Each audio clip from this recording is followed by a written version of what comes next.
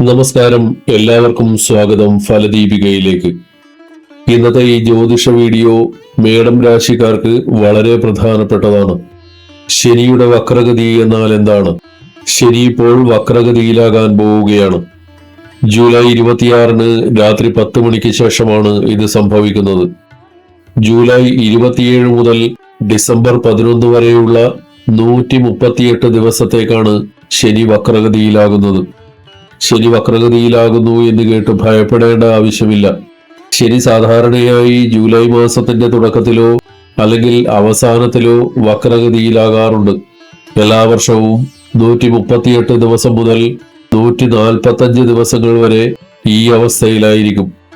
ഈ വർഷം 138 ദിവസങ്ങളിൽ ശനി മീനം രാശിയിലാണ് വക്രഗതിയിലാകുന്നത്. ഇപ്പോൾ മേടം രാശിക്കാർ ഭയപ്പെടുന്നുണ്ടാകും. കാരണം 7.5 ശനി നടക്കുകയാണ്. കൂടാതെ ശനി വക്രഗതിയിലാവുകയും ചെയ്യുന്നു. ശനി വക്രഗതിയിലാകുന്നതോടെ കാര്യങ്ങൾ കൂടുതൽ മന്ദഗതിയിലാവുകയോ നമ്മൾ എല്ലാ കാര്യങ്ങളിലും പിന്നിലായി പോകുമോ എന്നൊക്കെയാണ് ആളുകളുടെ പേടി. ഇന്ന് നമുക്കിത് വളരെ വിശദമായി മനസ്സിലാക്കാം. ഇതിനെ പോസിറ്റീവായി കാണാൻ ശ്രമിക്കുക. നെഗറ്റീവ് ചിന്തകൾ മാറ്റിവെച്ച് ഈ 138 ദിവസത്തെ ശനിയുടെ വക്രഗതി നിങ്ങളുടെ ജീവിതത്തിൽ എന്തൊക്കെയാണ് വരുത്താൻ പോകുന്നത് എന്ന് നമുക്ക് നോക്കാം. ഈ പ്രവചനം നിങ്ങളുടെ ജന്മരാശിയെ അടിസ്ഥാനമാക്കിയുള്ളതാണ്.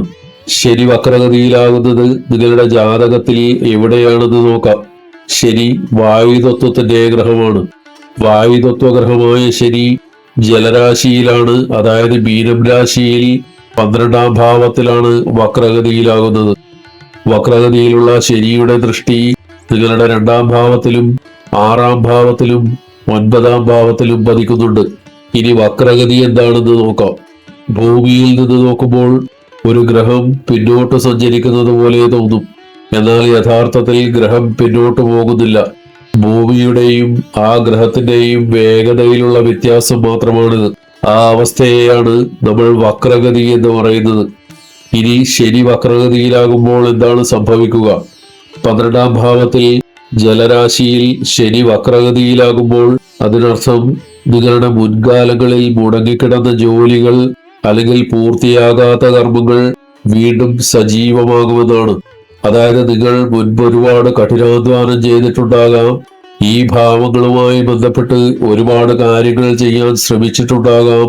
അതിനെയൊക്കെ ഫലം ഇപ്പോൾ നിങ്ങൾക്ക് ലഭിക്കാൻ തുടങ്ങും. 12ാം ഭാവത്തിൽ ശനി വക്രഗതിയിലാകുമ്പോൾ അതുമായി ബന്ധപ്പെട്ട കാര്യങ്ങളിൽ മുൻപ് നിങ്ങൾ ചെയ്ത കഠിനാധ്വാനത്തിന്റെ ഫലം ലഭിക്കും. 138 ദിവസത്തിനുള്ളിൽ വിദേശയാത്ര, ഹോസ്പിറ്റൽ, മരുന്നുകൾ, ദീർഘദൂര യാത്രകൾ, ആത്മീയ യാത്രകൾ തുടങ്ങിയ 12ാം ഭാവവുമായി ബന്ധപ്പെട്ട കാര്യങ്ങളിൽ മാറ്റമുണ്ടാകും. കുറച്ചു കാലമായി മുടങ്ങിക്കിടന്ന കാര്യങ്ങൾ നടക്കും. നിങ്ങളുടെ ചിലവുകൾ വർദ്ധിച്ചേക്കാം. എന്നാൽ അത് അനാവശ്യ കാര്യങ്ങൾക്ക് വേണ്ടിയാകണമെന്നില്ല. നല്ല കാര്യങ്ങൾക്ക് വേണ്ടിയും ചിലവുകൾ വന്നേക്കാം. മുൻപ് നിങ്ങൾ പണം ചിലവാക്കാതെ സൂക്ഷിച്ചു വെച്ചിട്ടുണ്ടാകാം. എന്നാൽ ഇപ്പോൾ ചിലവുകൾ ഉണ്ടാകും. അത് നല്ല കാര്യങ്ങൾക്കായി ചിലവഴിക്കാൻ ശ്രദ്ധിക്കുക. ശനിയുടെ ദൃഷ്ടി 2ാം ഭാവത്തിൽ പതിക്കുന്നതിനാൽ കുടുംബകാര്യങ്ങളിൽ അല്പം ശ്രദ്ധ പുലർത്തണം. സംസാരിക്കുമ്പോൾ നിയന്ത്രണവും സംയമനവും പാലിക്കുക. കാരണം മേടം രാശിക്കാർക്ക് ശനി വക്രഗതിയിലുമാണ്, 7.5 ശനിയുമാണ്. നിങ്ങളുടെ ജാതകത്തിൽ ശനിദോഷമുണ്ടെങ്കിൽ കുടുംബത്തിൽ ചില പ്രശ്നങ്ങളോ അസ്വാരസ്യങ്ങളോ ഉണ്ടായേക്കാം. അതുകൊണ്ട് നിങ്ങളുടെ സംസാരം നിയന്ത്രിക്കണം. പല്ല് സംബന്ധമായ പ്രശ്നങ്ങൾ, വയറുമായി ബന്ധപ്പെട്ട അസ്വസ്ഥതകൾ, ഗ്യാസ് സംബന്ധമായ ബുദ്ധിമുട്ടുകൾ എന്നിവയുണ്ടായേക്കാം. പുറത്തുനിന്നും ആഹാരം കഴിക്കുമ്പോഴും ആരോഗ്യകാര്യങ്ങളിലും കൃത്യമായ ശ്രദ്ധ വേണം. ശനിയുടെ ദൃഷ്ടി 6ാം ഭാവത്തിലും 9ാം ഭാവത്തിലും പതിക്കുന്നുണ്ട്. 9ാം ഭാവത്തിലും 11ാം ഭാവത്തിലും ഇതിന്റെ ഫലം ലഭിക്കുന്നതിനാൽ മേടം രാശിക്കാർക്ക് ജീവിതത്തിൽ വലിയ ചില തീരുമാനങ്ങൾ എടുക്കാനുള്ള അവസരങ്ങൾ ഉണ്ടാകും. പുതിയ ചില ജോലികൾ ചെയ്യാൻ നിങ്ങൾ ആഗ്രഹിക്കും. കുറെ നാളായി മനസ്സിൽ വിചാരിച്ചിരുന്ന കാര്യങ്ങളിൽ തീരുമാനമെടുക്കാൻ സാധിക്കും. എങ്കിലും ധൃതി പിടിച്ച് യാതൊരു തീരുമാനവും എടുക്കരുത്. കാര്യങ്ങൾ നന്നായി ആലോചിച്ച് മനസ്സിലാക്കിയ ശേഷം മാത്രം തീരുമാനമെടുക്കുക. കാരണം ശനി വക്രഗതിയിലാകുന്നത് 12ാം ഭാവത്തിലാണ്.